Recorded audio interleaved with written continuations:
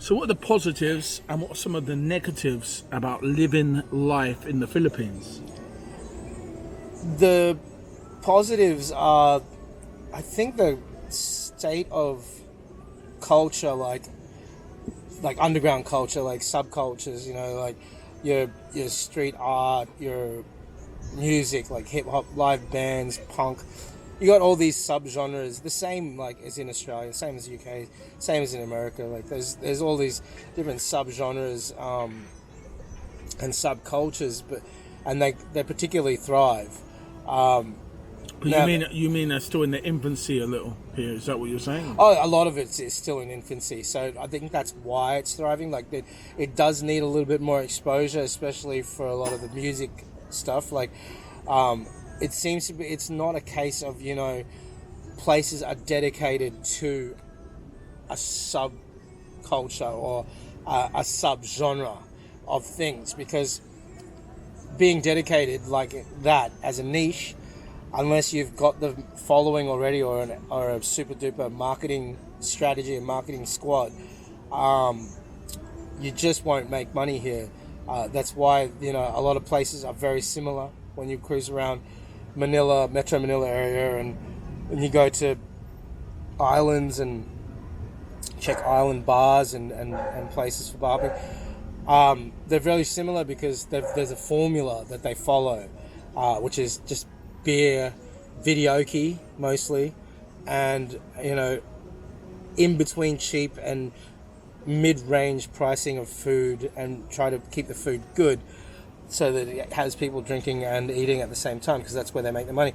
And then you've got, of course, the presence of girls. So because a lot of these resto bars are girly bars, they provide girls that work as waitresses and so forth, although it's not all above the table. So it's more like because of course that's red light type of life is still taboo and not quite legitimate and not quite legal. But that's, I wouldn't say that's a pro per se, but it does make for an inviting aspect of life for foreigners, especially your middle-aged guys that tend to make up majority of the expat population and community.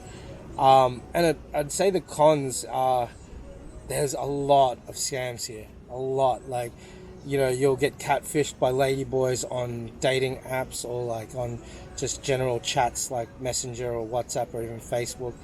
Lots of catfishing going on, which is a scam in itself. And there's a lot of issues like with certain types, if you've got certain types of family members, like even extended family members, they sort of just take advantage. Like there's and even like with when you go and meet new friends in certain areas, especially areas where it's extremely poor, at places with extreme poverty, you'll definitely be befriended, but then after a while you'll realize that the only reason that a lot of people are being super friendly to you or treating you in such a way is because you've come with money. And more often than not, 9 cases out of 10, or even 15 cases out of 10, not even 9 cases out of 10. Like it's you will be befriended by people, and once the funds run out and you tap out, they're pretty much not going to be around. And that's not just females. Like that's all of that type of mentality of people. There's a lot of that, and you sort of have to be wary that exists.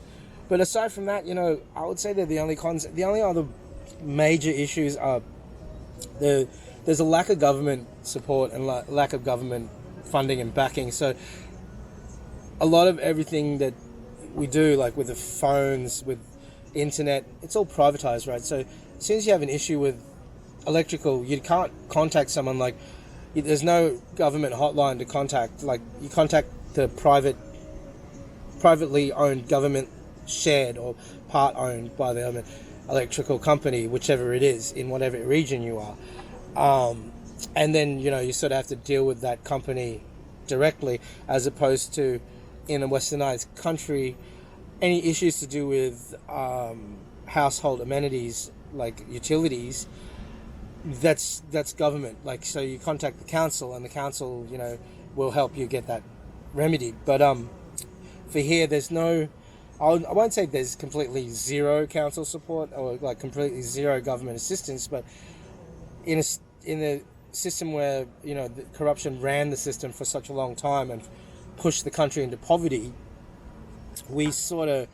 you see the ramifications and repercussions of such things, and one of those things is lack of support when it comes to certain issues. And like when there's a typhoon or a natural disaster, it's more a case of people trying to get foreign aid before trying to approach a government or a government body, and doing it privately is the only way to help people is private assistance and then foreign aid.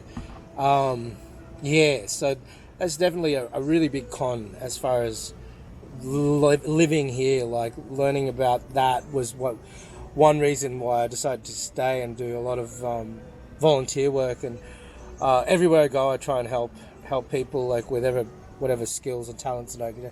I can't be sitting there forking out money. I'm not one of those type of guys, but I can see how a lot of the politicians and rich people here that can afford to do that, how they build their following and always have constant support. And some people might think that's a little bit corrupt, but I would say it's more so a gesture to say, look, if you support me for this position, then there'll be more of this. And it's very appealing to extremely poor people because they really need as much in the way of hope as possible, right? So yeah,